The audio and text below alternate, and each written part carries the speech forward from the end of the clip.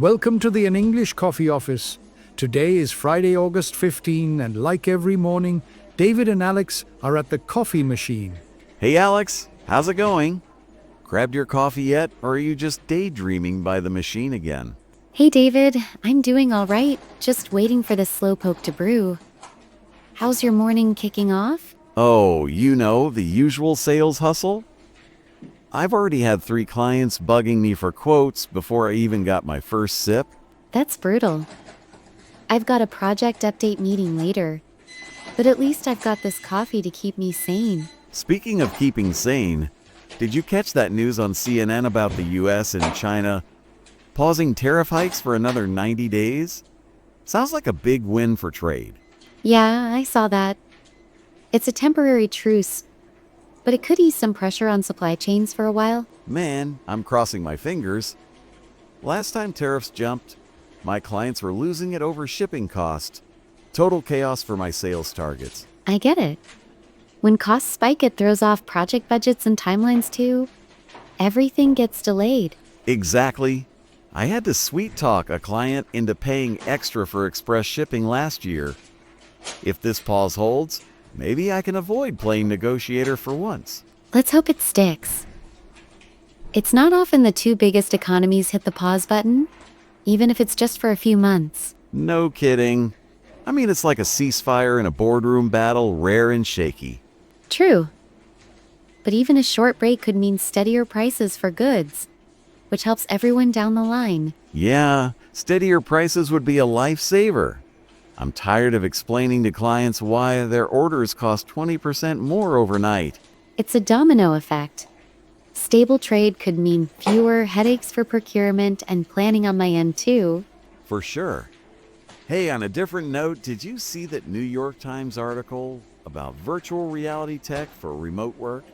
Blew my mind. I did, actually. They're saying VR could make remote meetings feel like you're sitting across the table. Pretty revolutionary. Dude, that's insane. Imagine pitching a deal in VR. Could save me a ton of travel time and still seal the deal. It's promising. For project management, it could bridge the gap for teams spread across 5 time zones. No more glitchy video calls. Yeah, no more can you hear me now nonsense. But I bet the gear costs a fortune. Our IT budget probably can't even afford new mice. Likely. Still, the potential to make remote work feel more connected is huge. Less isolation, more real interaction. Totally, as long as I don't end up looking like some weird avatar. I've got enough trouble looking sharp on a regular screen. I'd love to see that. But seriously, it could change how we collaborate, making distance less of a barrier. For real. I mean, if I can walk into a virtual meeting room and shake hands, I might actually miss the office less. It's about recreating that human touch.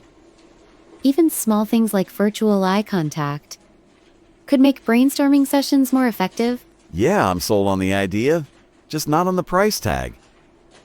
Maybe in 10 years we'll all be VR pros. Until then, it's back to buffering Zoom calls. Probably, but tech moves fast. Could be sooner than we think if companies invest in it. True enough. Hey, speaking of companies investing, did you read that Washington Post story about the boom in workplace wellness programs? All about mental health now. Yeah, I saw it. More firms are rolling out stress workshops, mindfulness apps, even counseling to support employees. About freaking time. Sales stress is no joke. Some days I'm one bad call away from needing a therapist on speed dial. I feel that. Managing projects can be a pressure cooker too, especially with 15 stakeholders all wanting updates yesterday. Tell me about it. Do you think our company will hop on this wellness trend? Or just slap a keep calm poster in the break room? I'm guessing the poster. But even small changes like flexible schedules could help people recharge without burning out. Man, I'd kill for a half day off without 50 questions from the boss. Just a little breathing room would do wonders. Agreed. It's not just about perks. It's about creating a culture where people don't crash after 6 months of grind. For sure. I mean, I've had weeks where I'm running on fumes. A quick stress workshop might actually save my sanity. Same here. I'd settle for a quiet space to decompress for 10 minutes between meetings. Doesn't have to be fancy. Yeah. Just give me a corner to hide in with some calming music. Think they'd ever spring for something cool, like yoga classes here? Maybe, but only if it's dirt cheap. I'd try it though. Just don't laugh if I'm terrible at balancing poses. Deal, no laughing. But I'm already picturing myself tripping over my own feet while you're all zen and centered. Huh. That's a visual I can't shake. Let's just hope they start with something doable, like better coffee breaks or mental health days. Speaking of coffee, this machine's finally done with my second cup. You sticking around for another round of world news? Nah, I've got to prep for that update meeting in 30 minutes. But this chat's been a nice mental reset.